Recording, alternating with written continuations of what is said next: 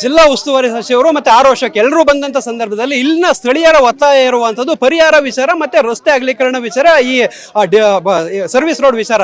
ಸ್ಥಳೀಯರಿದ್ದಾರೆ, ಅವ್ರನ್ನ ಮಾತಾಡ್ಸೋಣ. ಇವಾಗ ನಿಮ್ದು ಪ್ರಮುಖ ಬೇಡಿಕೆ ಏನು? ನೋಡಿ, ಅವ್ರು ಸತ್ತಿದ್ದಾರೆ, ಸಾಯಬಾರ್ದಾಗಿತ್ತು. ಅದು ನಮ್ಮ ಮಕ್ಳಿದ್ದಂಗೆ, ಅವ್ರನ್ನ ಇನ್ನು ಉಳ್ಸಕ್ ಆಗಲ್ಲ. ಆದ್ರೆ ಮುಂದೆ ಮತ್ತೆ ಮಕ್ಕಳನ್ನ ಸಾಯಿಸಕ್ಕೆ ನಮ್ ಕೈಲಿ ಆಗಲ್ಲ. ಆದ್ರಿಂದ ರೋಡಿನ ಉತ್ತಕರಣ ಇರ್ಬೋದು, ಅದನ್ನ ನೀಟಾಗಿ ಮಾಡ್ಬೇಕು. ಮತ್ತೆ ರಸ್ತೆಯಲ್ಲಿ ಹಂಸ ಹಾಕ್ಬೇಕು. ಇಲ್ಲಿ ನಾವು ಯಾವ್ದೇ ಸ್ಥಳೀಯ ರಾಜಕೀಯ ಮಾಡ್ತಾ ಇಲ್ಲ, ನಮ್ಮ ಮಕ್ಕಳಿಗೆ ಆಗಿರೋ ನೋವನ್ನು ಹೇಳ್ತಾ ಇದೀವಿ. ಇವರು ಇದೇ ಆರೋಗ್ಯರು ಬೇರೆ ಕಡೆ ಹೋದ್ರೆ 50 ಲಕ್ಷ ಪರಿಹಾರ ಕೊಡ್ತಾರೆ. ಉಡುಪಿಲಿ ಒಬ್ಬ ಸತ್ರೆ ಇವ್ರ ಪಕ್ಷದ ವತಿಯಿಂದ ಇಲ್ಲಿ ಇದೇ ಹಿಂದೂ ಕಾರ್ಯಕರ್ತರು ಇದೇ ಗಣಪತಿ ಕಾರ್ಯಕ್ರಮದಲ್ಲಿ ಸತ್ತಿದ್ದಾರೆ. ಇವ್ರು ಏನ್ ಕೊಡ್ತೀನಿ ಅಂತ ಹೇಳ್ತಾ ಇದಾರೆ. ಅವೊಂದು ಡೆಲ್ಲಿ ಫ್ಲೈಟ್ ಅಲ್ಲಿ ಸತ್ರೆ 1 ಲಕ್ಷ 1 ಕೋಟಿ, ಸಾರಿ ತಪ್ಪಾಯ್ತು, 1 ಕೋಟಿ ಕೊಡ್ತಾರೆ. ಅದೇ ಸ್ಟೇಡಿಯಂ ಅಲ್ಲಿ ಸತ್ರೆ 50 ಲಕ್ಷ ಕೊಡ್ತಾರೆ. ಸ್ಟೇಡಿಯಂ ಅಲ್ಲಿ ಸತ್ತಾಗ ಕಾರಣ ಯಾರು, ರಾಜೀನಾಮೆ ಯಾರು ಕೊಡ್ತೀನಿ ಅಂತ ಕೇಳ್ತಿದ್ರಲ್ಲ, ರಾಜೀನಾಮೆ ಬೇಡ.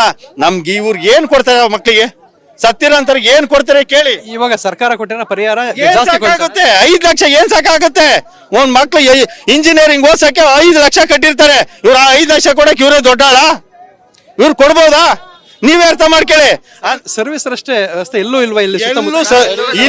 ಇಲ್ಲಿ ಇದು ಆಗಿರೋದೇ ಸರ್ವಿಸ್ ರಸ್ತೆ ಇಲ್ಲ ಅಂತ ನೋಡಿ. ಇದೇ ಮುಂದೆ KPS ಸ್ಕೂಲ್ ಇದೆ. ಆ ಸ್ಕೂಲಲ್ಲಿ 500 ಮಕ್ಳು LKG ಇಂದ PU ವರ್ಗು ಇದಾರೆ.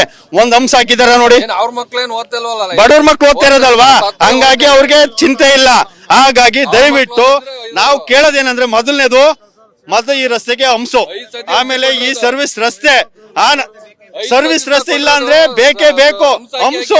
ಆನಂತರ ಸತ್ತಂತ ನನ್ನ ಅಣ್ಣ ತಮ್ಮದಿರ ಮಕ್ಕಳಾದಂತ ಅವ್ರಿಗೆ ನಾವು ಹೇಳಕ್ಕಾಗಲ್ಲ. ಅವ್ರಿಗೆ ಈ 5 ಲಕ್ಷ ಪರಿಹಾರ ಬೇಕಾದ್ರೆ ಕೊಡ್ದೋದ್ರು ಪರವಾಗಿಲ್ಲ, ನಾವು ಚಂದ ಎತ್ತೆ 5 ಲಕ್ಷ ಕೊಟ್ಬಿಡ್ತೀವಿ, ನಮ್ ಕೈಲಿ ಹಾಕಲ್ಲ ಅಂತ ಹೇಳಿ. ಇಲ್ಲ 50 ಲಕ್ಷ ಅವ್ರು ಕೊಡಿಸ್ತೀವಿ. ಇಲ್ಲ ಅಂದ್ರೆ ನಾವು ಹಳ್ಳಿ ಜನವೇ ಸೇರ್ಕೊಂಡು ನಾವು ರೈತರ ಮಕ್ಕಳು ದೇಶನೇ ಸಾಕ್ತಾ ಇದೀವಂತೆ. 4 ಮನೆ ಸಾಕಾಗಲ್ವ ನಮ್ಗೆ?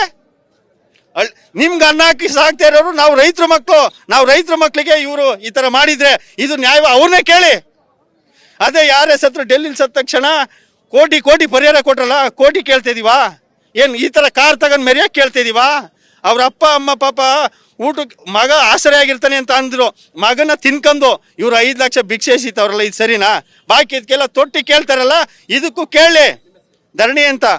ಸೊ ಇದಿಷ್ಟು ಸ್ಥಳೀಯರು ಹೇಳ್ತಾ ಇರುವಂತದ್ದು. ಪರಿಹಾರ ಹೆಚ್ಚಿನ ಅಮೌಂಟ್ ಅಲ್ಲಿ ಕೊಡಬೇಕು, ಮತ್ತೆ ಸರ್ವಿಸ್ ರಸ್ತೆ ಆಗಬೇಕು, ಹಂಸ ಹಾಕಬೇಕು. ಮುಂದಿನ ದಿನಗಳಲ್ಲಿ ಇಂಥ ಅವಘಡ ಸಂಭವಿಸದಂಗೆ ನೋಡ್ಕೊಳ್ಬೇಕು ಅಂತ ಅವ್ರ ಒತ್ತಾಯ ಆಗಿದೆ. ಕ್ಯಾಮರಾಮ್ಯಾನ್ ವಿಲ್ಫ್ರೆಡ್ ಜೊತೆ ಪೃಥ್ವಿರಾಜ್ ಬೊಮ್ಮನಕೆರೆ, TV9 ಹಾಸನ.